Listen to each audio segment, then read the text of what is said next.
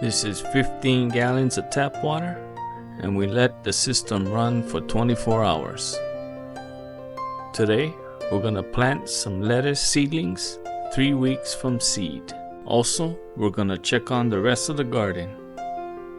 The system is clean and ready to go. So let's get started, shall we?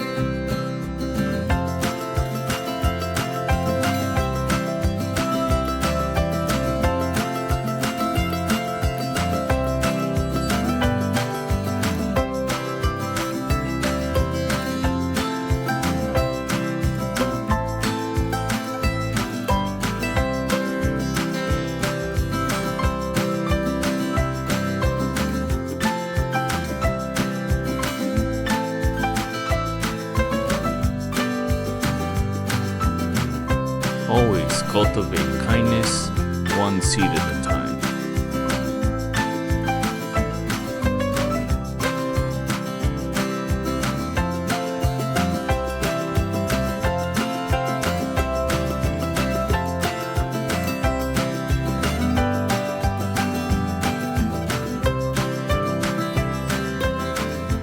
And don't forget to catch next week's video.